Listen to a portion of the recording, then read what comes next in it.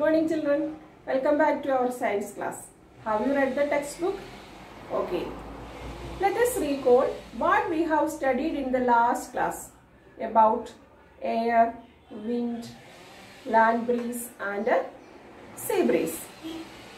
Let me ask you a few questions. Question number 1. Define atmosphere. Yes, the blanket of air surrounding the earth is called atmosphere. The blanket of air surrounding the earth is called atmosphere. Then, next question. What is the difference between breeze and gale? Yes, a gentle and pleasant wind is called breeze. A strong wind is called gale. Then, next question.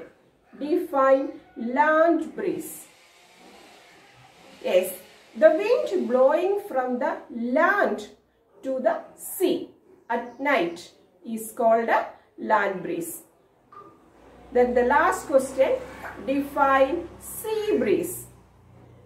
Yes, the wind blowing from the sea to the land during day is called sea breeze. Okay. So in the previous class we have studied about air, wind, sea breeze and land breeze. Today we are going to study about water.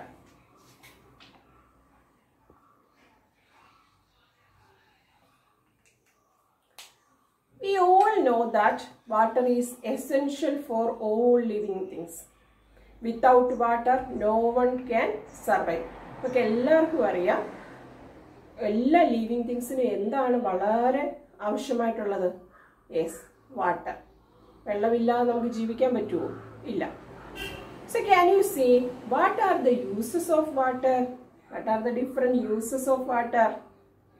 Yes, we use water for lots of activities like drinking, cooking, bathing, cleaning, washing and swimming. അങ്ങനെ പല ആക്ടിവിറ്റീസിനും എന്ത് വേണം? Yes, water. About 70% of the earth surface is covered with water. എർത്തിന്റെ ഏകദേശം 3/4 ഭാഗത്തോളം എന്താണ്? വാട്ടറാണ്. അതുകൊണ്ട് തന്നെ നമ്മൾ എർത്തിനെ എന്തെന്നാണ് വിളിക്കുന്നത്? Yes, blue planet. Then how we get this water? എവിടെ നിന്നാണ് നമുക്ക് ഈ വെള്ളം കിട്ടുന്നത്? Yes, we get water from rain, rivers, lake, ponds, etc. And rain is the main source of water on the earth. നമുക്ക് വെള്ളം കിട്ടുന്ന മെയിൻ ആയിട്ടുള്ള സോഴ്സ് എന്താണ്? Yes, rain. Some of the rainwater seeps into the ground. It passes through soil and is known as underground water. നമ്മൾ കണ്ടിട്ടില്ലേ, മഴയൊക്കെ പെയ്ത് കഴിയുമ്പോഴത്തേക്ക് വെള്ളം ഇങ്ങനെ കെട്ടിക്കിടക്കുന്നത്. കുറച്ച് കഴിഞ്ഞ് നോക്കുമ്പോഴത്തേക്ക് ആ വെള്ളം നമുക്ക് കാണാൻ പറ്റത്തില്ല. എന്ത് ചെയ്യും? ആ വെള്ളം മണ്ണിലേക്ക് താഴ്ന്നിറങ്ങി പോകും. അപ്പം അങ്ങനെ ആ വെള്ളത്തിനെയാണ് നമ്മൾക്ക് എന്ത് പറയുന്നത്? അണ്ടർഗ്രൗണ്ട് വാട്ടർ എന്ന് പറയുന്നത്. Then the level of underground water in an area is called water table. Water table. So what is water table? Yes, the level of underground water. The level of underground water in an area is called a water table.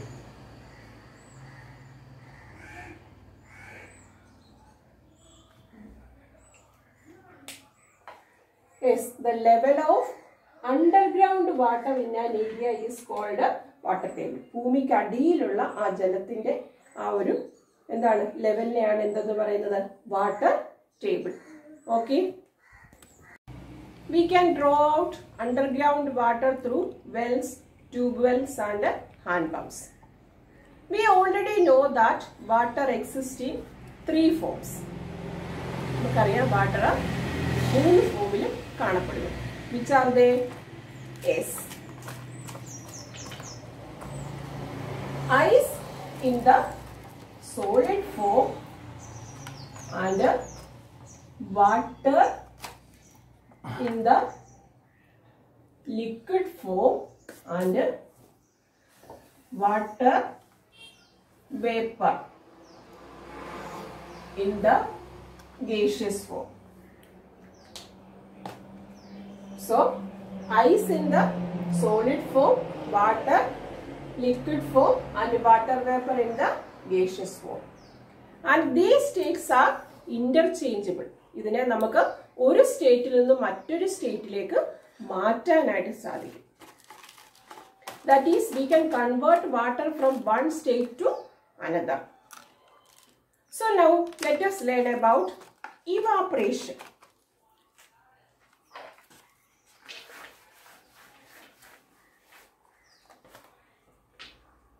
E-V-A-P-O-R-A-T-I-O-N.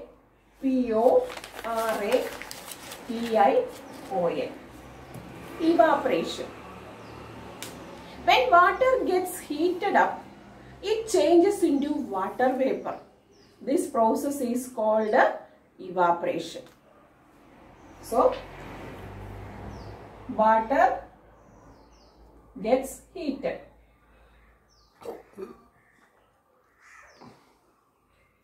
Water vapor.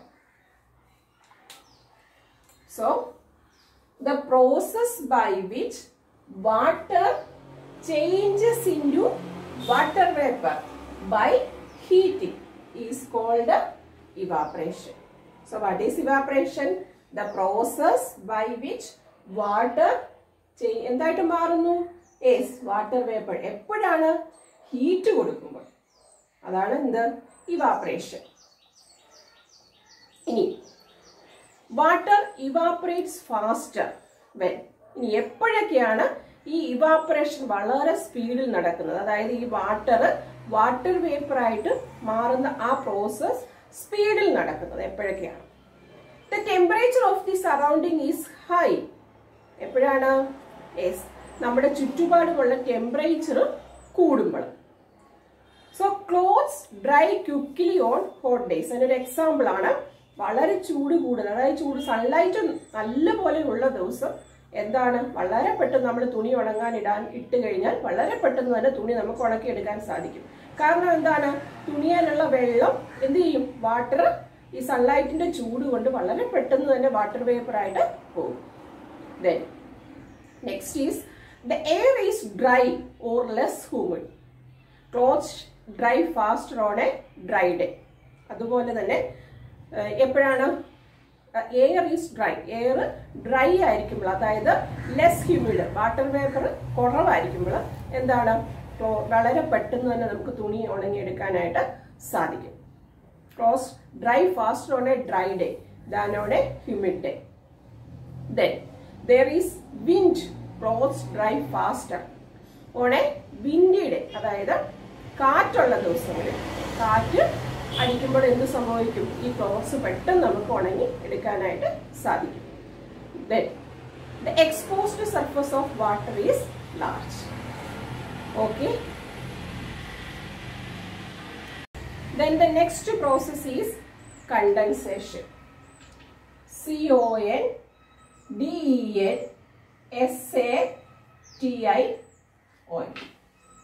Condensation. When we boil water in a container covered with a lid, we see tiny droplets of water on the inner side of the lid. നിങ്ങൾ എപ്പോഴെങ്കിലും ശ്രദ്ധിച്ചിട്ടുണ്ടോ? അതായത് നമ്മളിപ്പം വെള്ളം തിളയ്ക്കാനായിട്ട് ഒരു പാത്രത്തിൽ വെച്ചു. അപ്പോൾ അത് തിളച്ച് കഴിയുമ്പോഴത്തേക്ക് നമ്മൾ അതിൻ്റെ ആ പാത്രം ഒരു അടപ്പ് ഉപയോഗിച്ച് അടയ്ക്കുക. വീണ്ടും നമ്മൾ ചൂടാക്കിക്കൊണ്ടിരിക്കണം. അപ്പോൾ അത് കഴിഞ്ഞിട്ട് അപ്പോൾ ഈ വെള്ളം തിളയ്ക്കാൻ തുടങ്ങി. അപ്പോൾ എന്ത് ചെയ്യും? വാട്ടർ വേപ്പർ മുകളിലേക്ക് വരും. അപ്പോൾ കുറച്ച് കഴിയുമ്പോഴത്തേക്ക് ആ ലിഡ് അടപ്പെടുത്ത് നമ്മൾ നോക്കുകയാണെങ്കിൽ അതിൻ്റെ അടിയിൽ എന്ത് കാണാൻ പറ്റും? Yes, water droplets നമുക്ക് കാണാൻ പറ്റും. The tiny droplets of water are formed due to the change of water vapor into water. അപ്പം നമ്മൾ പാത്രം വെച്ചു, അടിയിൽ നമ്മൾ എന്ത് കൊടുത്തു, അതിൻ്റെ താഴെ എന്ത് കൊടുത്തു, നമ്മൾ ഹീറ്റ് കൊടുത്തു. ഹീറ്റ് കൊടുത്തു കഴിഞ്ഞപ്പോഴത്തേക്ക് ആ വാട്ടർ ചൂടാകാൻ തുടങ്ങും. അങ്ങനെ തിളച്ച് കഴിയുമ്പോഴത്തേക്ക് വാട്ടർ എന്തായിട്ട് മാറും, വാട്ടർ വേപ്പറായിട്ട് മുകളിലേക്ക് വരും. അപ്പോൾ വാട്ടർ വേപ്പറായിട്ട് മുകളിലേക്ക് വന്നു കഴിയുമ്പോൾ മുകളിൽ എന്തില്ല, ആ ഹീറ്റ് ഇല്ല. ആ ഹീറ്റ് കിട്ടാത്തത് കൊണ്ട് വാട്ടർ വേപ്പർ എന്തായിട്ട് മാറും, തണുത്ത് വാട്ടറായിട്ട് മാറും. So this process, that is the process by which water vapor change into water on cooling, is called condensation. So water vapor change into water on cooling.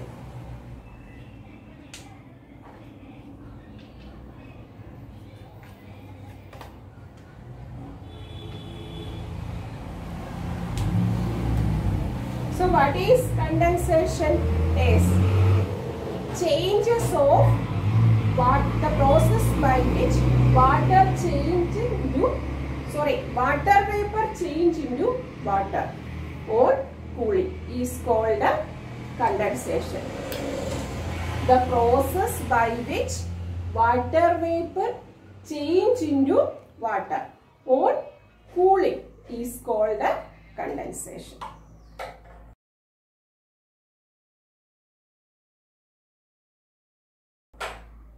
Then water vapor rises in the air and condenses to form droplets of water, which in turn form clouds.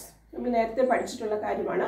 Water vapour എന്ത് ചെയ്യും, മുകളിലേക്ക് പോയിട്ട് അത് contents ചെയ്തിട്ട് എന്തായിട്ട് മാറും, വാട്ടറായിട്ട് മാറും. പിന്നെ അത് എന്തായിട്ട് മാറും, ആ വാട്ടർ ഡ്രോപ്ലെറ്റ്സ് എല്ലാം കൂടെ ചേർന്ന് ക്ലൗഡ്സ് ആയിട്ട് മാറും. Then water vapor condenses to form dew, fog, frost, hail, snow and rain. So let us study one by one. First one, dew.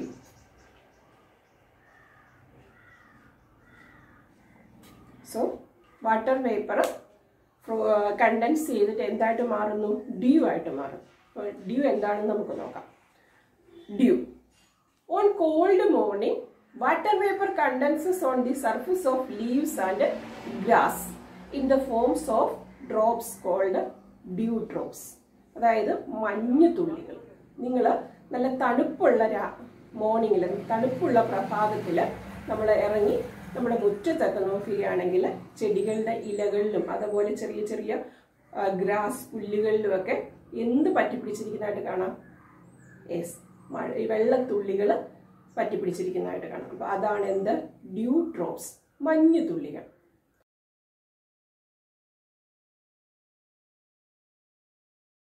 Then next is fog.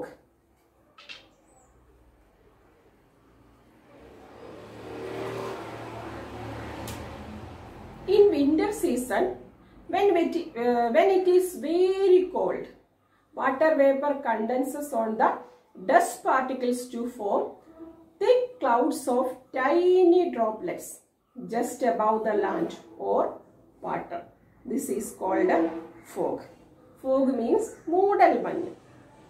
അതായത് വിന്റർ സീസൺ എന്ന് പറഞ്ഞാൽ എന്താണ്, വളരെ തണുപ്പുള്ള സീസണാണ്. അപ്പോൾ വളരെ തണുപ്പായിരിക്കും.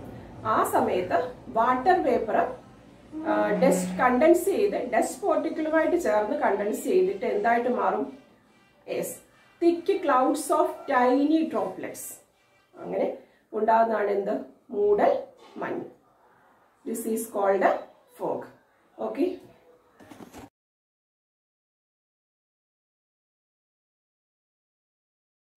യെസ്. അപ്പം നമ്മൾ വളരെ തണുപ്പുള്ള സ്ഥലത്ത് പോവുകയാണെങ്കിൽ നമ്മൾ വണ്ടിയൊക്കെ ഓടിച്ച് പോകുമ്പോഴത്തേക്ക് നമുക്ക് റോഡ് പോലും കാണാത്ത രീതിയിൽ മഞ്ഞ് ഇങ്ങനെ മൂടിക്കിടക്കുന്നതായിട്ട് കാണാൻ പറ്റും. അപ്പം നിങ്ങൾ മൂന്നാറിലൊക്കെ പോയിട്ടുണ്ടോ? അപ്പം നമുക്ക് അങ്ങനെയുള്ള സ്ഥലങ്ങളിലൊക്കെ പോവുകയാണെങ്കിൽ എന്ത് കാണാൻ പറ്റും, യെസ്, മൂടൽ മഞ്ഞ് കാണാനായിട്ട് സാധിക്കും. Then next is frost. F-R-O-S-T. Frost. When it is very cold, dewdrops freeze to form crystals of ice. This is called frost. Frost means തുഷാരം. അതായത് വളരെ തണുപ്പുള്ള സ്ഥലത്ത് എന്താണ് ഈ ഡ്യൂ ഡ്രോപ്സ് വീണ്ടും അങ്ങ് ഫ്രീസ് ആകും. വീണ്ടും തണുത്തുറഞ്ഞിട്ട് എന്തായിട്ട് മാറും? ക്രിസ്റ്റൽസ് ഓഫ് ഐസ് ആയിട്ട് മാറും. ഇതാണ് എന്ത്? Frost.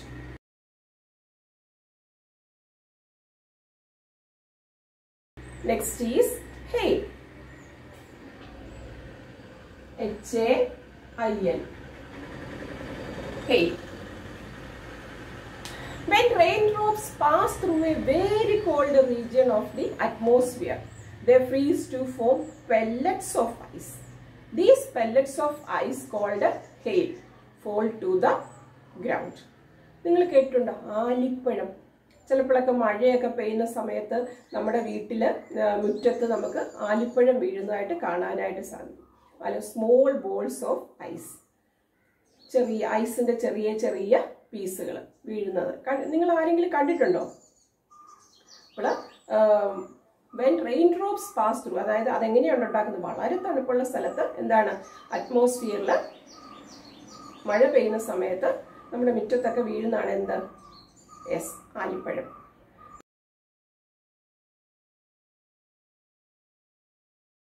Then next is snow.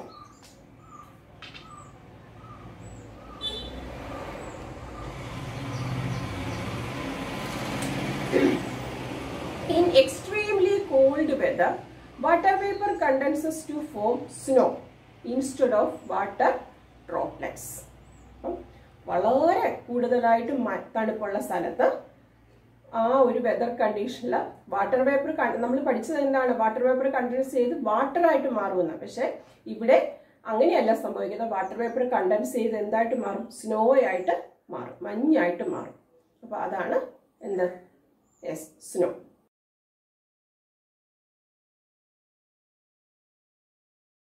Then next is rain.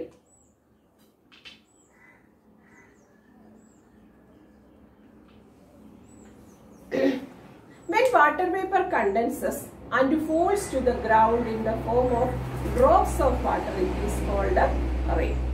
Water vapor condense ചെയ്തിട്ട് എന്തായിട്ട് മണ്ണിലേക്ക് താഴേക്ക് എന്തായിട്ട് വീഴും? വാട്ടർ ഡ്രോപ്സ് ആയിട്ട് വീഴും. അതാണ് rain. Okay,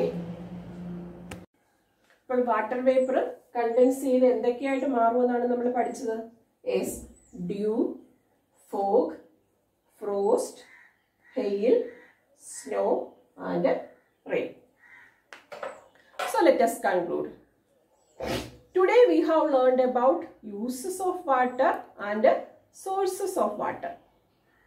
We have also studied that water exists in all three states, that is ice in the solid form, water in the liquid form and water vapor in the gaseous form.